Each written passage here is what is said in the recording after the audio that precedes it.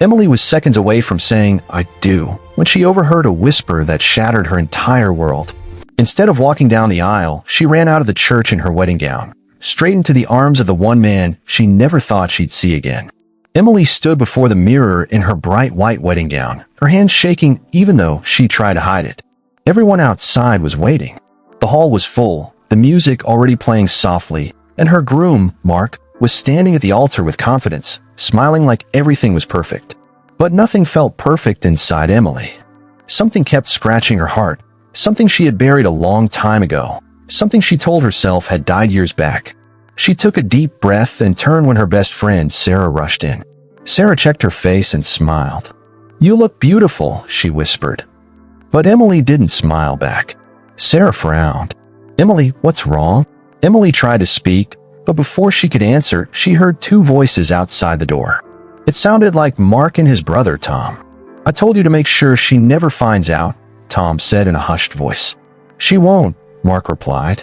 "The papers are gone. She thinks Daniel is dead. Today is perfect." Emily froze. Daniel. The name stabbed her chest like a knife. Daniel was the boy she loved when she was 17. The boy everyone said died in an accident. The boy she cried for so much she couldn't breathe.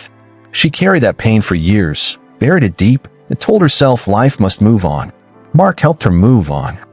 She thought he did. But now she heard Mark say Daniel's name. And the way he said it was not normal. "He can't come back now," Mark continued. "We made sure no one would find him. He's out of reach. If she finds out, everything is finished." Emily's breath cracked.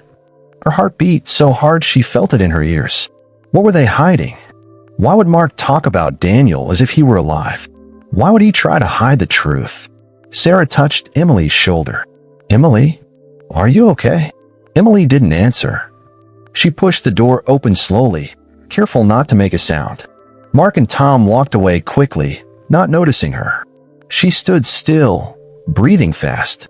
Something was very wrong, and she needed to know the truth. She walked back inside, her hands trembling more now. Sarah tried to stop her. "Emily, you're scaring me. Say something."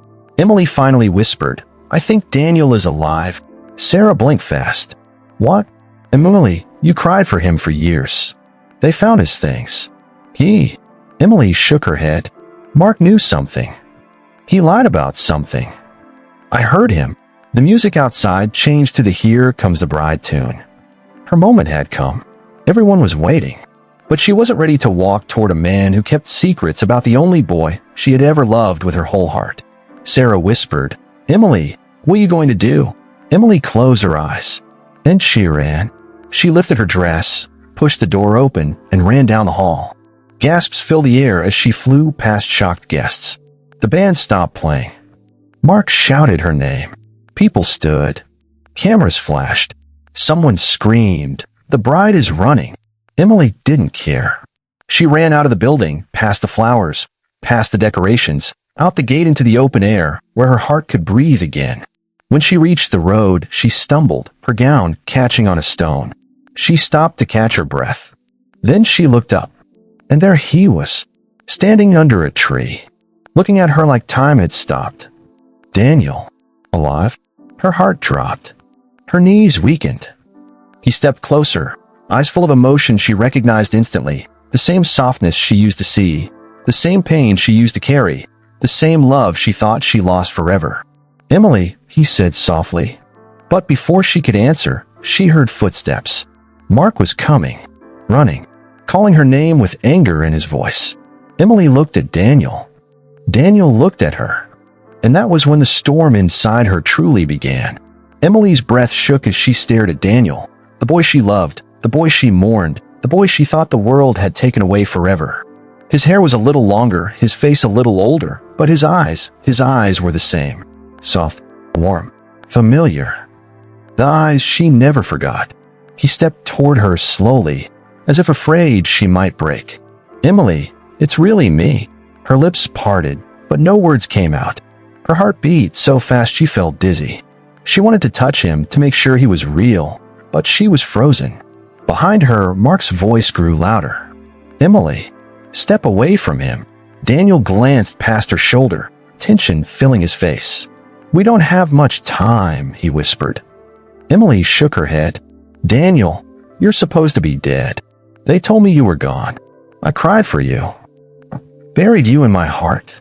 How are you standing here?" Daniel looked at her with pain in his eyes.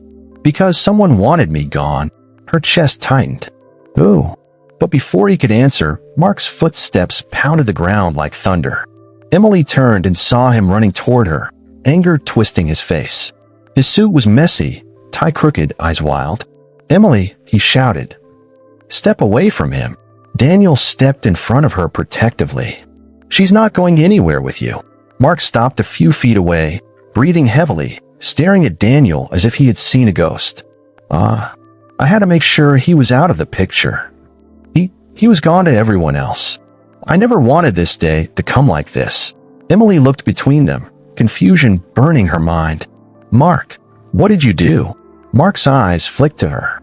"Something dark, something desperate. I did what I had to do. For us. For a future. For everything I built." Emily shook her head. "You lied to me. You let me believe Daniel was dead. Why? Why would you do that?" Mark clenched his jaw. "Because he was in the way." Daniel took Emily's hand, squeezing gently. "Emily, we need to leave. Right now." Emily's heart raced. She looked at Daniel. She looked at Mark. The truth was unfolding too fast, too sharp, too painful. "Emily," Mark shouted again. "Come back. We can fix this." Emily took a small step backward. Toward Daniel. Mark's face changed instantly. Rage, fear, panic. "Emily," Daniel whispered, "choose." Emily swallowed hard, tears filling her eyes. Then she made her decision. Emily's chest heaving, she looked at Daniel, feeling the warmth of his hand holding hers. Her heart still ached from years of loss, but now it raced with hope.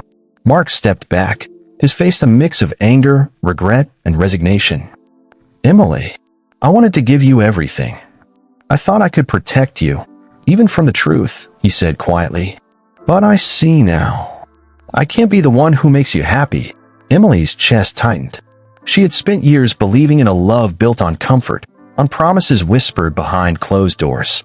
But standing here, she realized that love built on lies could never survive.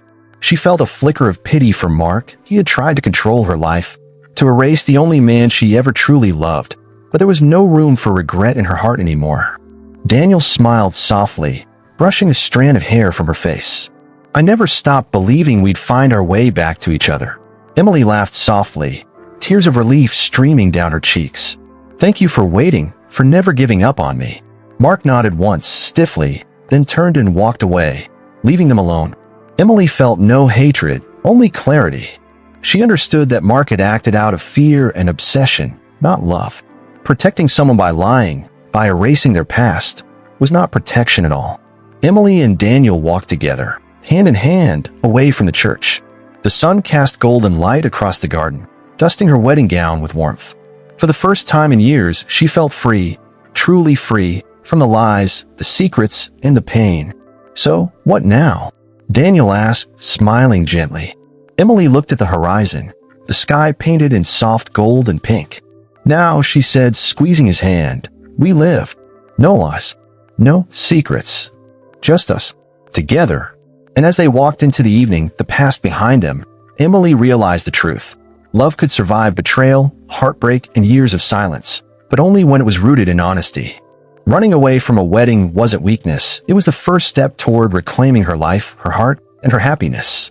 Emily's story reminds us that love cannot thrive on lies or secrets. Courage to face reality, honesty in relationships, and trusting the people who truly care for you lead to lasting happiness. Sometimes the hardest choice, the one that feels impossible, is the one that sets you free. Thank you for following Emily's journey from heartbreak to hope, from lies to truth, and from fear to freedom.